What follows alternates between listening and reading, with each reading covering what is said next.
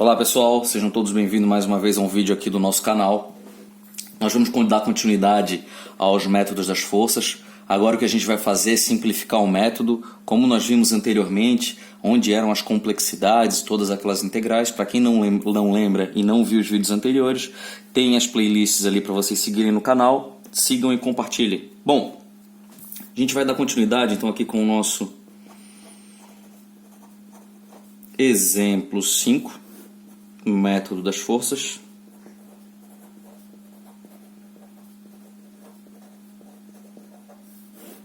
Certo? Onde o que nós vamos ver novamente são exemplos aplicados em engenharia, onde a gente vai vendo os diversos critérios aplicados diretamente sobre os exemplos. Então, esse nosso exemplo ele vai ser organizado como um engaste na extremidade esquerda, um momento aplicado na extremidade da direita de 40 kN vezes metro e uma distância entre apoios de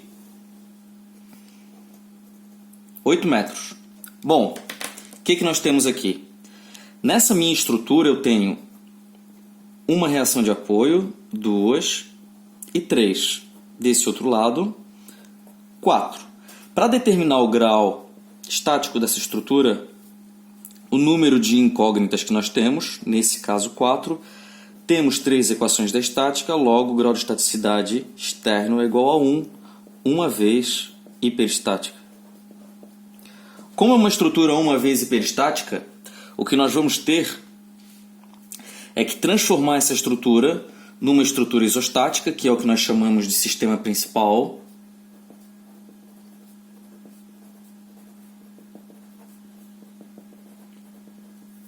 Nesse sistema principal, o grau de estaticidade da estrutura tem que ser necessariamente igual a 0. Então a gente vai utilizar alguns métodos, alguns artifícios para alterar esses apoios ou alterar vínculos internos dessa estrutura, a fim de que ela tenha um grau de estaticidade igual a 0. Nesse caso, eu vou utilizar esse modelo e alterar o número de incógnitas dessa minha estrutura. Isso quer dizer o quê? Eu vou trocar esse apoio aqui, que ele impede o deslocamento em Y, e vou liberar essa estrutura a esse deslocamento em Y. Vejamos como vai ser o nosso sistema principal.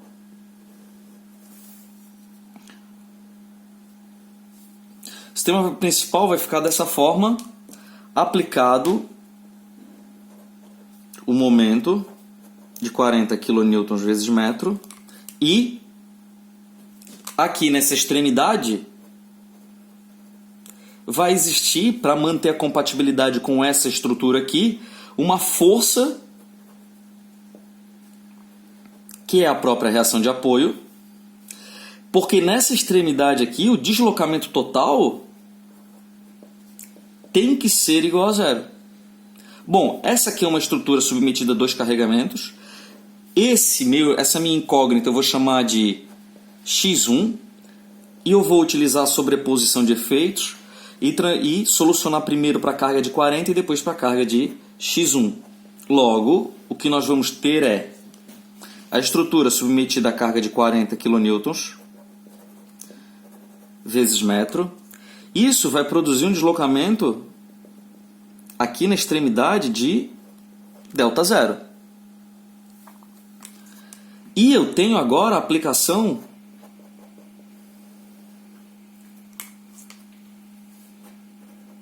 desse meu x1.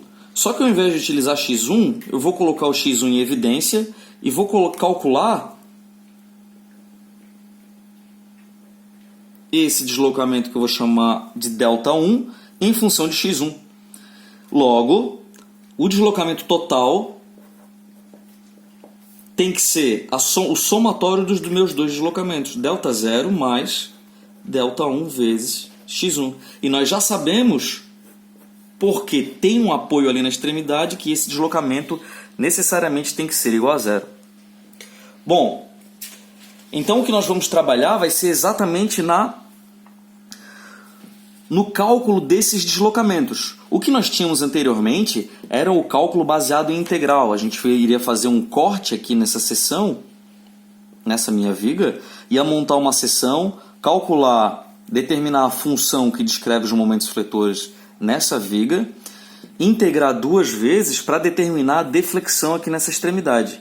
Ao invés disso, o que nós vamos utilizar vai ser um processo um pouco mais simples, que vai ser o princípio dos trabalhos virtuais. O princípio dos trabalhos virtuais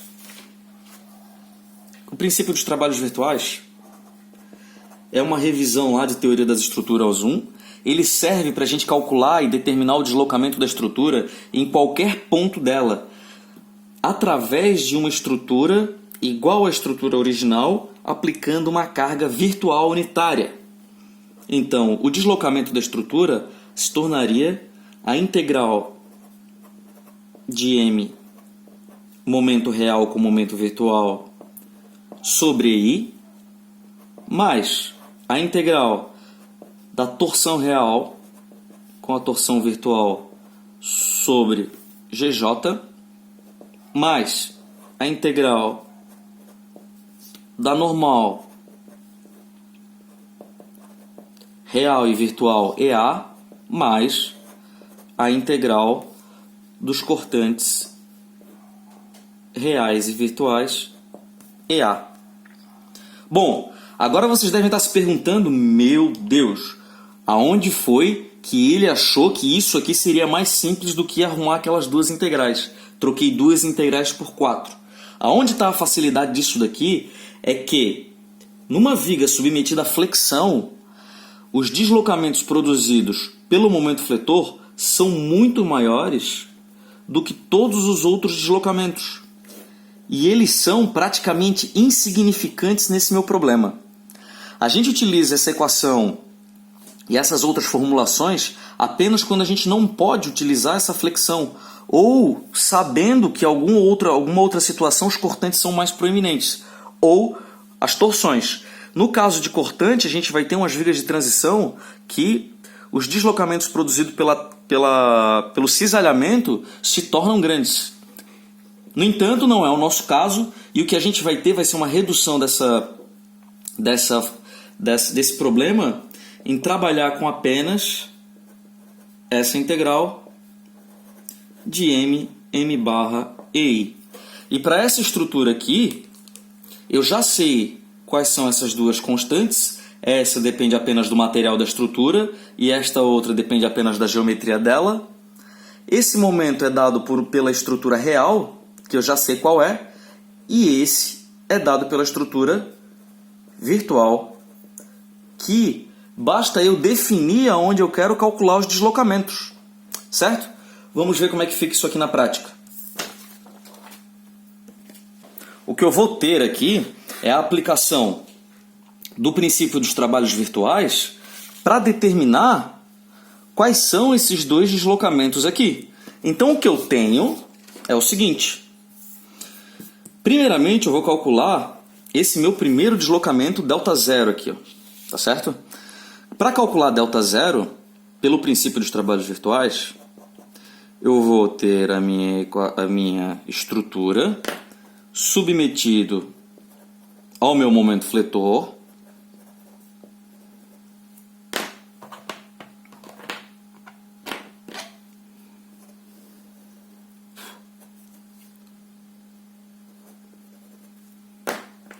e a equação que eu vou utilizar vai ser ΔO, pelo princípio dos trabalhos virtuais, nós temos isso aqui, onde basta eu construir esses diagramas de momentos fletores. Essa minha estrutura aqui é uma estrutura real, e o diagrama de momentos fletores dela vai ser exatamente negativo menos 40. Para quem tem dificuldade de calcular esse diagrama de momentos fletores, pode voltar ali nos vídeos de revisão para relembrar como que se calcula. Isso aqui é a minha estrutura real, logo, essa integral aqui vai ser uma integral geométrica de um retângulo com uma estrutura virtual. E para essa parte virtual, eu vou aplicar a força exatamente no local aonde eu quero determinar os meus deslocamentos. E vou montar o meu diagrama de momento fletor. Certo? Bom, fazendo essa integral, para calcular essa integral, o que eu vou utilizar é uma tabela chamada tabela de Kurt-Bayer, que é uma tabela de figuras geométricas, de integral geométrica. E essa integral geométrica, basta eu achar aqui a minha figura que é um retângulo com a minha figura que é um triângulo e determinar essa equação, essa formulinha para determinar qual é o valor dessa integral geométrica. Bom, pela minha tabela aqui eu tenho que a integral dessas duas figuras é 1/2 de L, M barra sobre EI. Fazendo isso, o meu problema se resume a 1/2 vezes 8, que multiplica menos 40 vezes 8. Isso aqui vai me resultar em ΔZ igual a menos 128 sobre EI.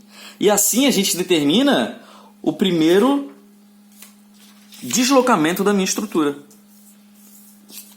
Ó.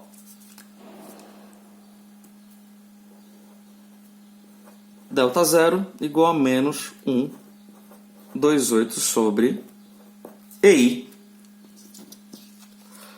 Estamos perto do final, agora basta determinar o valor de ΔI. Para determinar o valor de ΔI,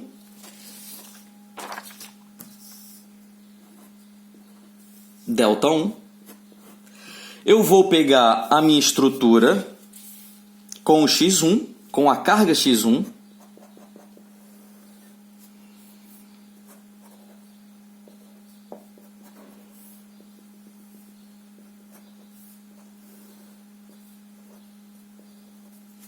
isso aqui é uma estrutura real. E para a parte virtual, eu vou utilizar a mesma estrutura que eu já tenho. Só vou copiar novamente aqui, ó.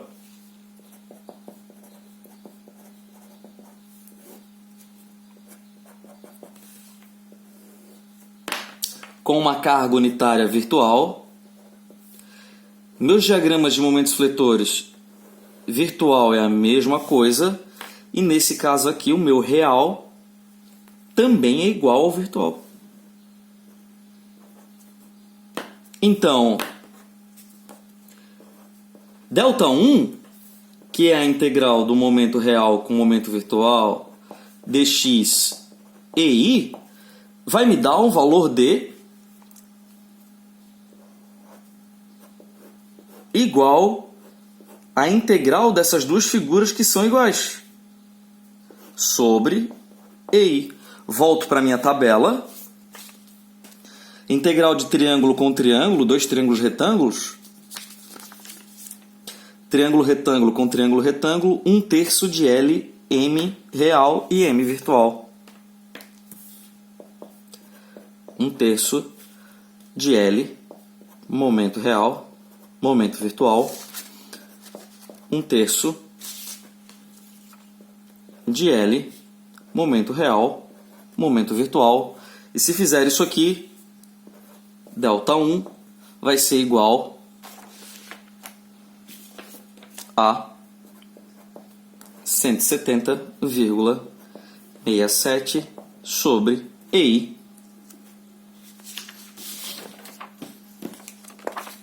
Voltando aqui, sabemos então que ΔI é igual a 170,67 sobre EI. Bom, agora já estamos perto do fim, utilizando essa minha expressão da compatibilidade dos deslocamentos. Eu tenho que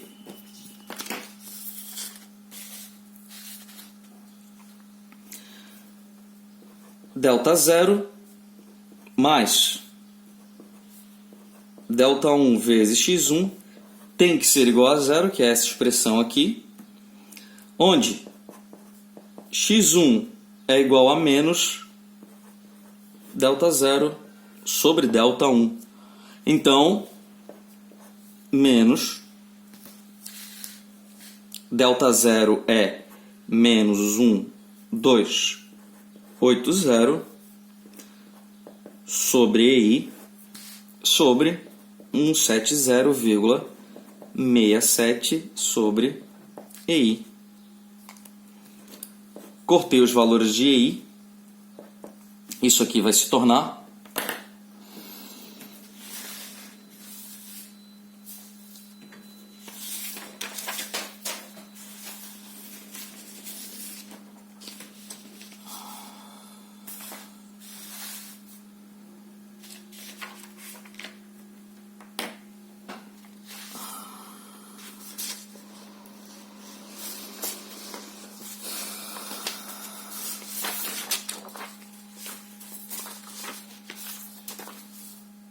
Então, o que a gente vai ter aqui de resultado vai ser exatamente 7,5 kN.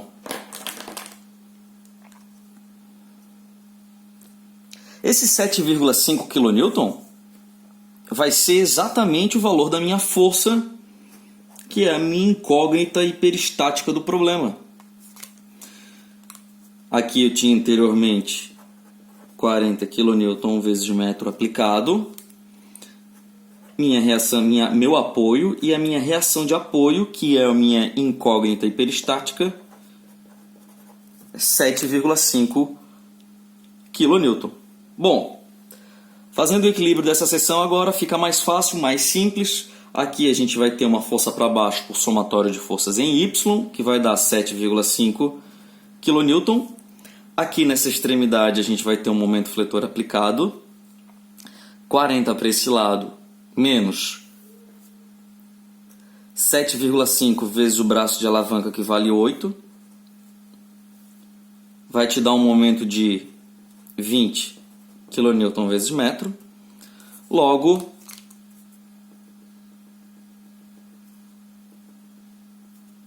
basta agora construir os diagramas.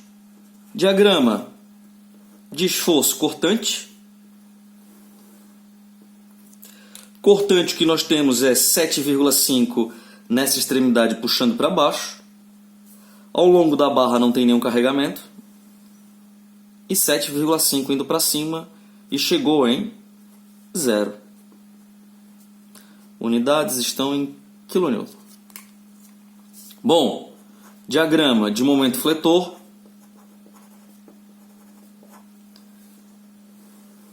O que nós temos é, esse momento aqui produz uma flexão tracionando as fibras de baixo, logo 20 positivo, e esse momento de 40 traciona as fibras de cima, logo momento negativo. Esse é um lado positivo e este um lado negativo, certo? E aí acabou o nosso problema. Calcular agora os deslocamentos ficou algo muito mais prático e muito mais fácil. Basta utilizar o princípio dos trabalhos virtuais que nós chegamos ao final do nosso problema. Certo? Bom, espero que tenham gostado de mais um vídeo aqui do canal. Se gostaram, curtam, compartilhem e até a próxima. Um abraço.